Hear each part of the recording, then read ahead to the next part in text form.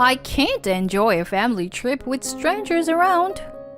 That's why you should stay at home. I could hear my mother-in-law's triumphant voice over the phone. My in-laws, my husband, and I were supposed to go on a trip together, but I was left behind. My mother-in-law, who dotes on my husband, has been making snide remarks to me almost every day since we got married. I should stay home. That's a bit of a problem, isn't it? My mother-in-law laughed mockingly at my words. A problem? How pitiful. Well, think of it as punishment for not listening to me well. Then the phone abruptly cut off. It's not me who's in trouble. It's you guys. My name is Heather. I am a 34-year-old part-time housewife. I usually take care of the housework and work part-time at a cafe in the neighborhood. I have been married to Bill for 6 years. My husband was a colleague at the company where I used to work, although we worked on different floors. We talked a lot before we started dating because we often saw each other in the hallway. The turning point in our relationship was at the company's Christmas party. I happened to sit next to Bill that day, and we had a great time drinking and talking like we always did. Bill went to the restroom for a while, and I listened to a group of people nearby who were having fun talking. Then, a drunken manager from another department came over and started bothering me. Drink more. Come on. You're young. I was confused about how to respond to the manager, who I didn't have much interaction with. Just then, Bill, who was in the restroom, returned. Bill looked at me and the manager alternately, then gulped down the drink manager had given me and said, Chief, it seems like the table over there is having a good time. Why don't we go there together? He took the manager away from me and led him to the other table. This was the start of my realization that I was attracted to Bill. After dating several times, I confessed my feelings to him, and we officially started dating. 6 years ago, we got married, and although we don't have any children, our relationship is good. However, there is one thing that I am worried about, which is my mother-in-law, whom we are currently living with. After we got married, Bill and I lived in a small house together, but the next door caught fire, and our room was also flooded. We had to evacuate somewhere else while waiting for the recovery process to finish, but we didn't know where to go.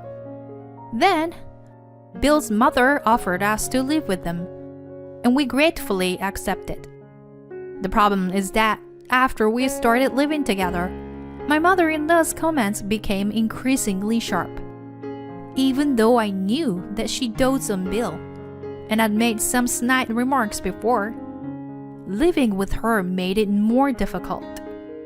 For example, one day when I had finished doing all the housework and was drinking coffee in the living room, my mother-in-law came home and started running around the house, saying this to me.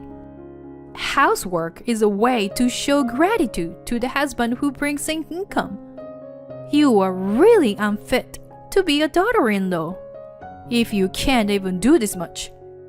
I don't know how to react to my mother-in-law's scolding, so I remained silent.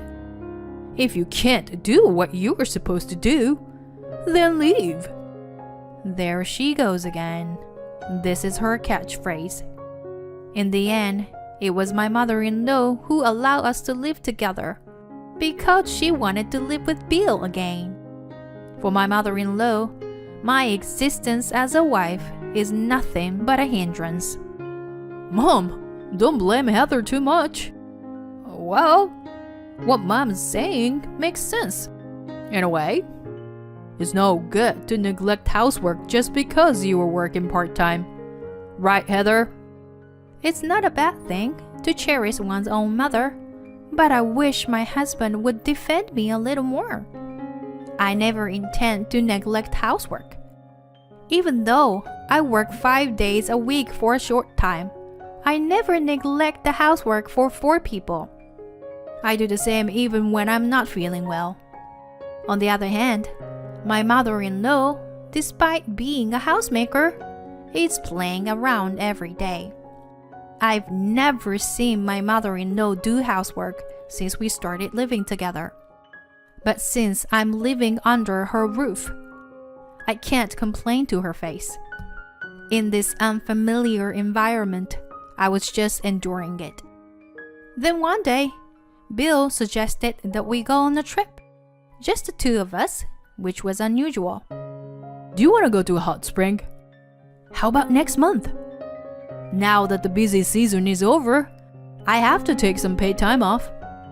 I thought if I'm taking it, I might as well spend it somewhere relaxing. A hot spring? Sounds good. I haven't put in my shift request for next month yet, so I can take time off whenever. After discussing it as a couple, we decided to take a 3-night hot spring trip in the middle of next month. I couldn't contain my excitement and started researching the destination whenever I had free time. But just as we were about to make reservations, my mother-in-law started saying something outrageous.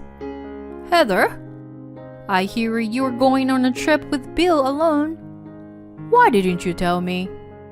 I was speechless at my mother-in-law's sudden inquiry. Of course, if she found out, she might insist on going with us, so I kept it to myself.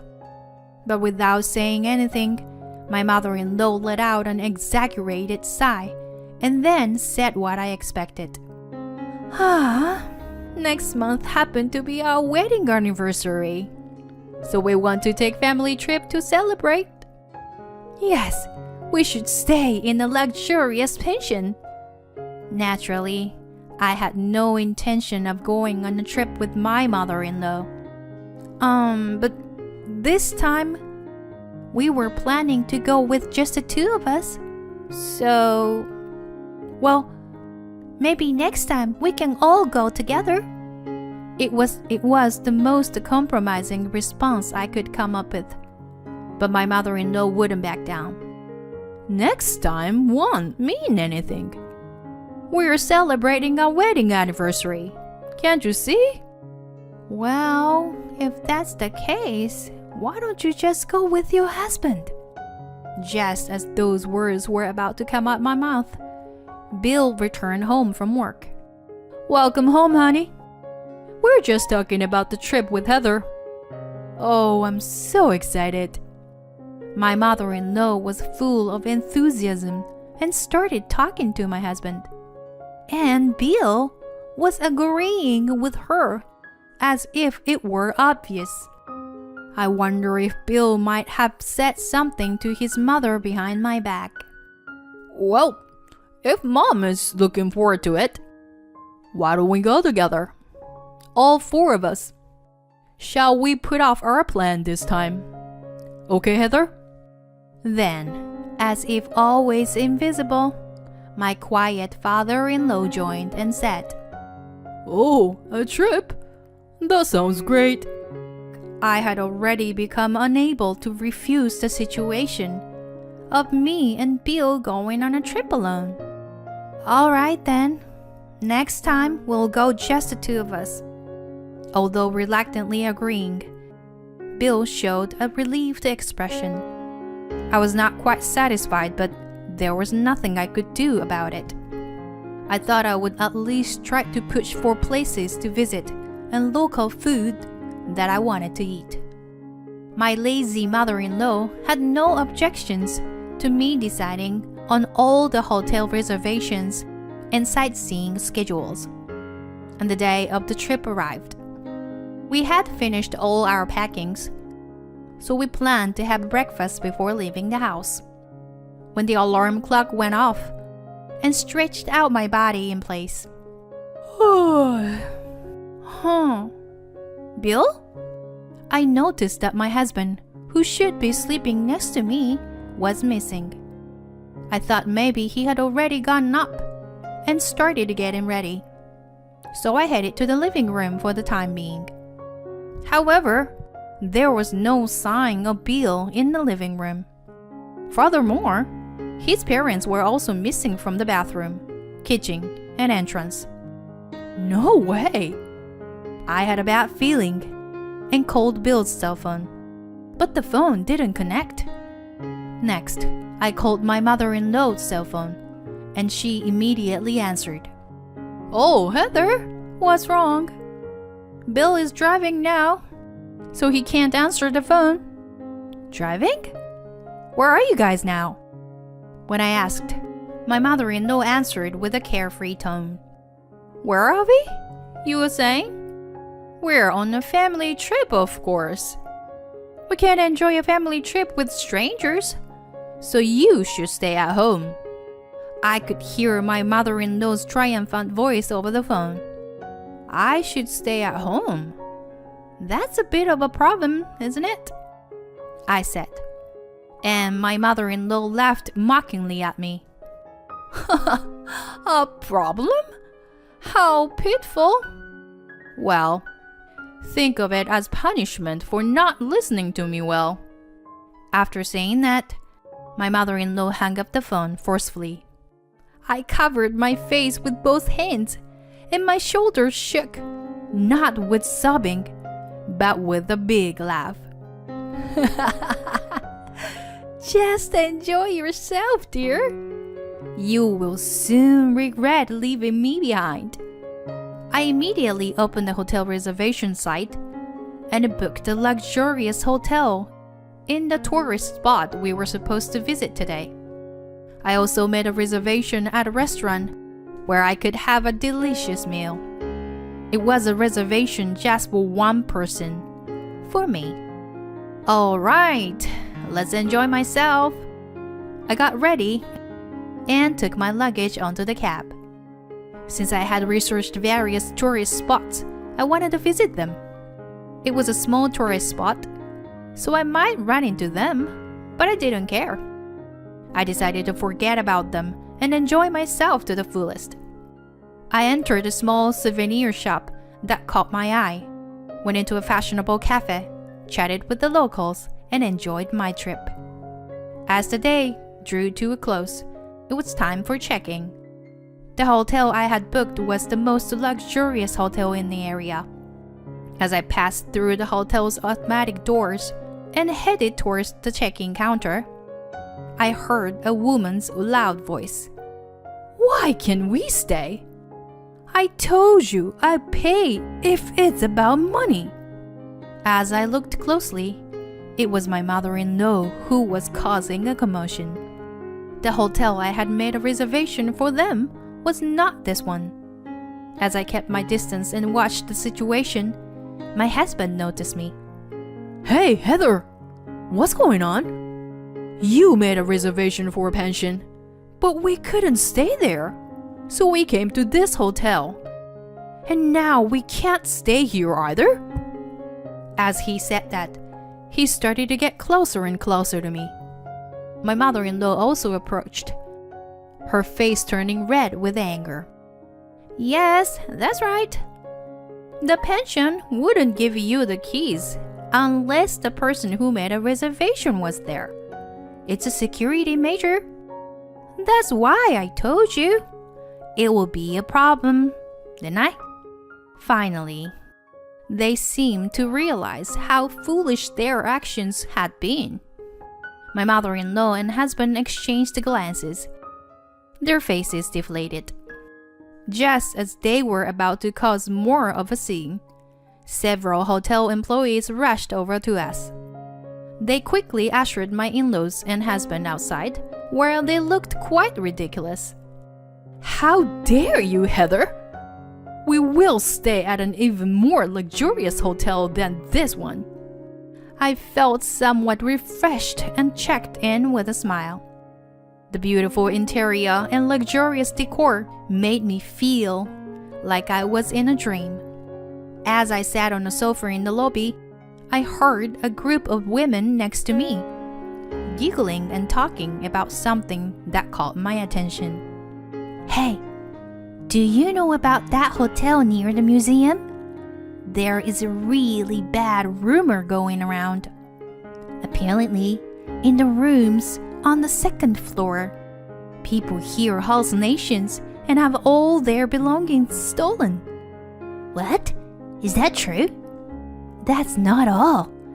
Apparently, someone even murdered there. And they still don't know who did it. We're lucky we're staying here, aren't we? Creepy. But if something like that really happened, wouldn't you call the police? Well, the hotel staff might be in on it too, they said. It was a rather ominous story, and I suddenly realized that the dinner reservation time was approaching. I quickly got up and headed to the restaurant. The dinner at the high-end hotel was even better than I had imagined.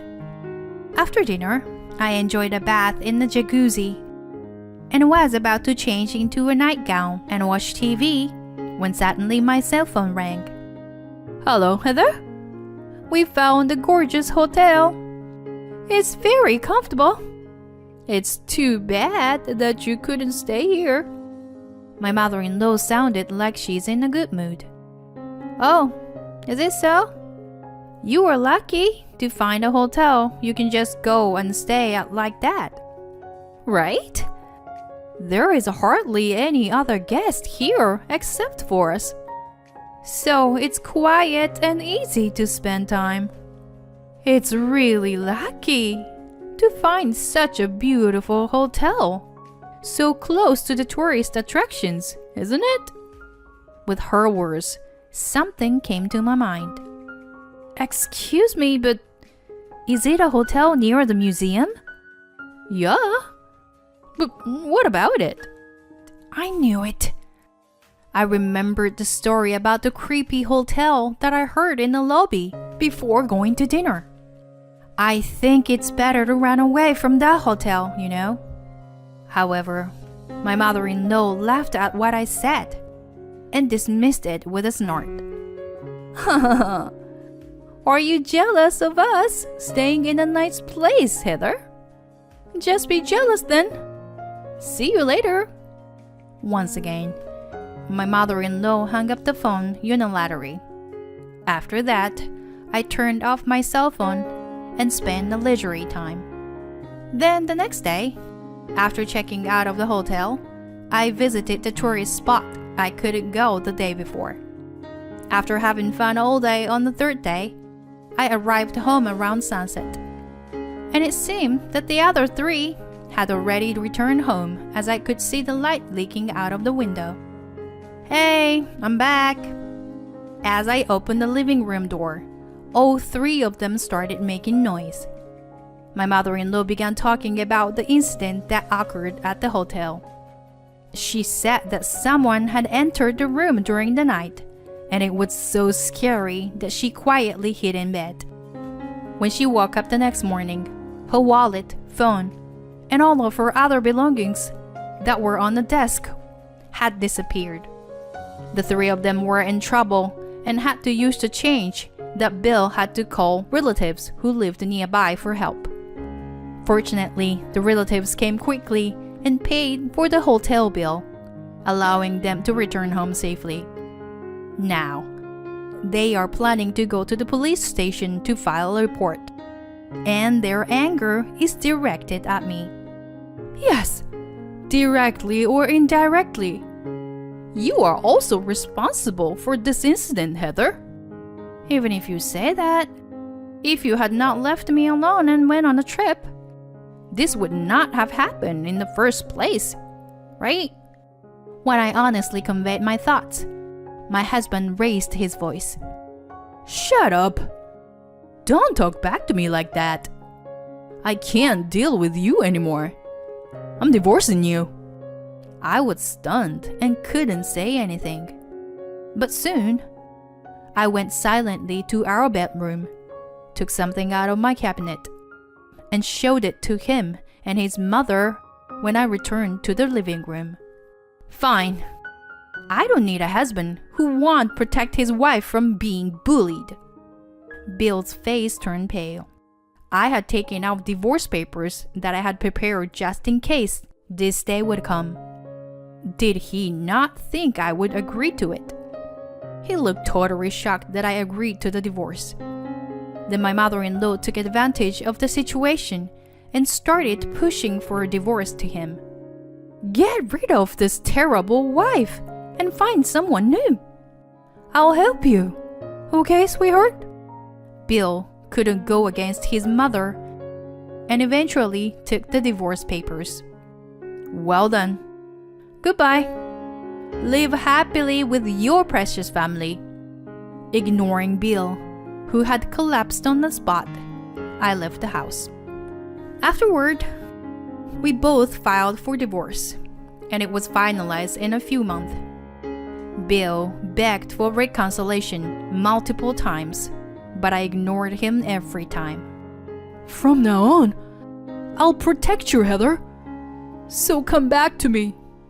He may have said that, but it was already too late, and I no longer had any feelings for my ex-husband, so I wasn't swayed.